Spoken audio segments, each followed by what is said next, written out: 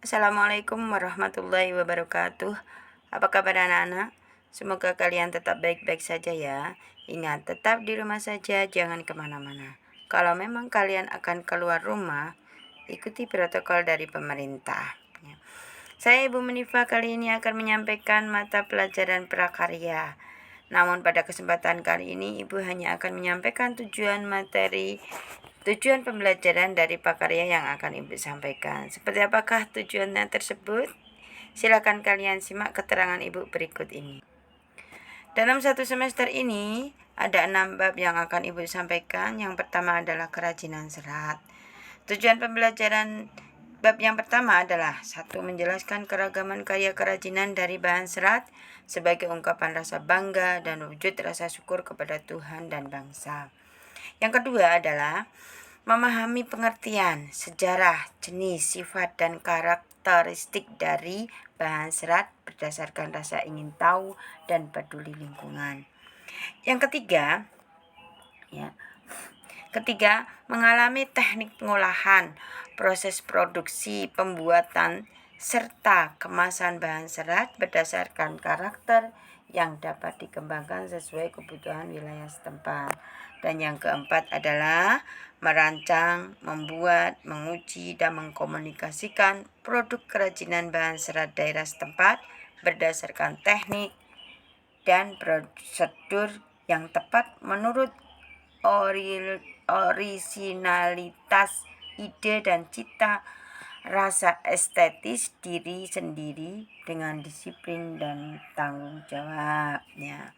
Bab yang kedua adalah kerajinan tekstil. Tujuan pembelajarannya yaitu 1. Menyatakan pendapat tentang keragaman karya kerajinan tekstil sebagai ungkapan rasa bangga, sebagai wujud rasa syukur kepada Tuhan dan bangsa. Yang kedua, memahami prinsip, jenis, sifat dari karakteristik kerajinan tekstil berdasarkan rasa ingin tahu dan peduli lingkungan. Yang ketiga, mengalami teknik pengolahan, prinsip perencanaan, prosedur pembuatan, dan penyajian kemasan kerajinan tekstil berdasarkan karakter yang dapat dikembangkan sesuai kebutuhan wilayah setempat. Yang keempat, merancang, membuat, menguji, dan mengkomunikasikan produk kerajinan tekstil daerah setempat berdasarkan teknik dan prosedur yang tepat berdasarkan orisinalitas ide dan cita rasa estetis diri sendiri dengan disiplin dan tanggung jawab. Itu yang kedua. Yang ketiga, bab ketiga adalah tentang teknologi konstruksi miniatur rumah.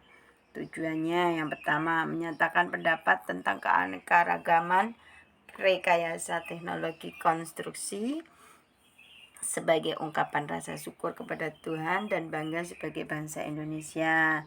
Yang kedua, mengidentifikasi jenis, bahan, alat, dan proses karya rekayasa teknologi konstruksi miniatur rumah yang terdapat di wilayah setempat dan di Nusantara berdasarkan rasa ingin tahu dan peduli lingkungan. Yang ketiga, merancang karya rekayasa teknologi konstruksi miniatur rumah berdasarkan orisinalitas ide yang jujur terhadap diri sendiri. Yang keempat, membuat, menguji, mempresentasikan karya rekayasa teknologi miniatur rumah berdasarkan teknik dan prosedur yang tepat dengan penuh disiplin dan rasa tanggung jawab. Itu yang ketiga.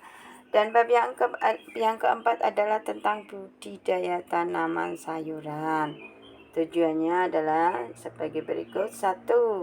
Menyatakan pendapat tentang keragaman komoditas tanaman sayuran sebagai ungkapan rasa syukur kepada Tuhan dan bangga sebagai bangsa Indonesia.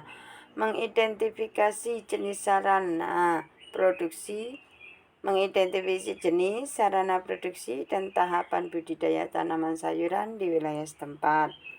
Yang ketiga, merancang kegiatan budidaya tanaman sayuran berdasarkan orisinalitas. Berdasarkan orisinalitas ide yang jujur terhadap diri sendiri. Dan yang keempat adalah melaksanakan dan mempresentasikan kegiatan budidaya tanaman sayuran yang ada di wilayah setempat. Itu bab yang keempat. Bab yang kelima, ya, pengolahan bahan pangan buah segar.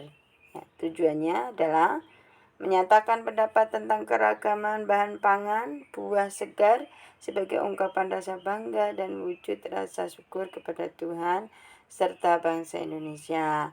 Yang kedua, mengidentifikasi karakteristik, kandungan dan manfaat, teknik pengolahan serta memahami pengertian bahan pangan buah segar